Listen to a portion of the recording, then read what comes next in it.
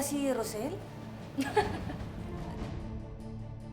Don't tell me na isali mo na lahat under your name.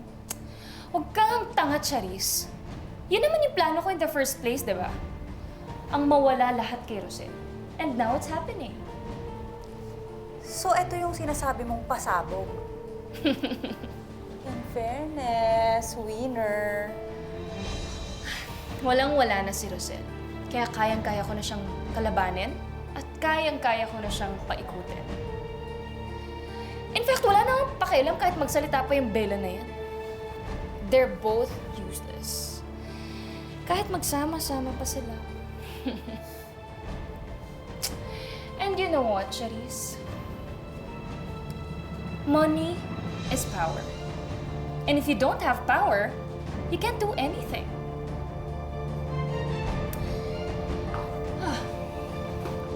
Let's go. Ha? Saan tayo punta? Alangan naman to the moon. It's time for my grand homecoming. I will just reclaim my throne. Kaya tara na, bilisan mo, huwag kang babagal-bagal.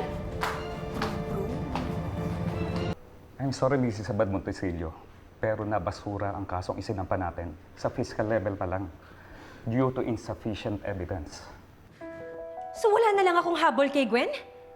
Basta-basta na lang na malulusot ang lahat ng mga kasalanan ginawa na sa akin? Lahat ng mga perang kinuha at ninakaw niya? Unless may matibay na ebidensya, uusad ang kaso. Pero tungkol naman sa pag-withdraw, mukhang may connection siya sa loob. Kaya niya nailabas ang ganong kalaking pera in less than 2 months. Napakawalang yan niya. Mama, paano ko mababawi ang lahat ng yun kay Gwen? Lahat ng perang pinaghirapan ko at ng pamilya ko na dapat para sa mga anak ko. Hindi ako papayag, attorney. Hindi ako papayag na makuha ng lahat ng hayop na yun ang lahat ng kayamanan ko. Hayop talaga yung si Gwen. Rochelle, huminahon ka. We will find other ways. At sigurado ako, mayroong ibang paraan para mabawi mo lahat ng sayo.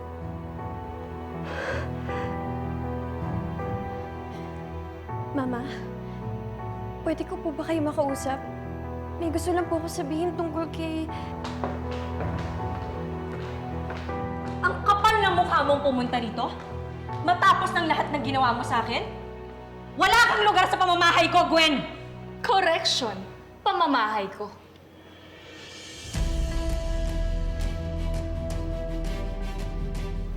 Nakalagay dito na nakapangalan sa akin ng pamamahay na to. So legally, this is my house. Kaya pwede na kayong umalis dito.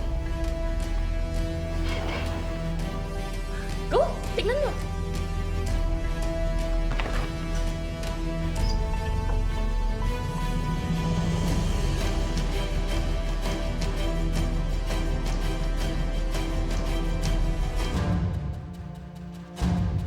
Hindi ito totoo. Peke itong dokumento mo, attorney.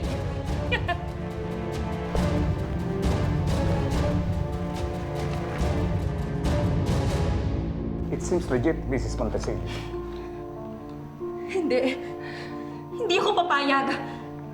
Eh, paano ba yan? Sa akin na nga nakapangalan tong bahay na to eh. Pamamahay ko to! Pinaghirapan to ng papa ko! Hindi ako papayag na mapunta sa sayo! Mama, Ano ba bang ginagawa niyo dyan? Bakit hindi niyo pa ilabas tong mga to? Go! Hindi! Bitawan niyo ako! Itiwan niyo ako! Bitawan niyo ang anak ko! Hindi! Mama! Ano ba? Itiwan niyo ako! Ano ba? Bitiwan niyo si Mama! Hindi kami aalis dito! magsasalita na ako. Kaya kong patunayan lahat ng panulokong ginawa mo kay Mama. Kung paano pinlano lahat, simula nung pagnakaw mo sa pera ni Mama hanggang sa patayin mo siya. At sino namang maniniwala sa'yo? Eh, manloloko ka naman.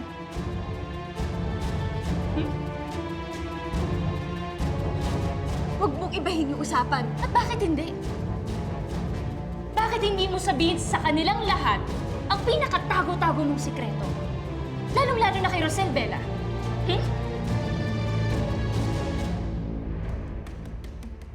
Na kung may manloloko sa ating dalawa dito, eh ikaw yon. Na all this time, you're just living in a big lie. 2 counts ka na doon. Manloloko ka na nga, sinungaling ka pa. Ikaw yung manloloko! Ikaw yung sinungaling! At anong tawag sa'yo, ha? Anong tawag sa nagpapanggap na anak siya kahit hindi naman talaga? Di ba, Peke? What? Yes, Rosette.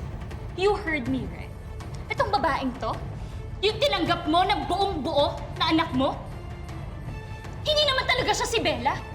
Hindi mo siya totoong anak dahil isa siyang peke.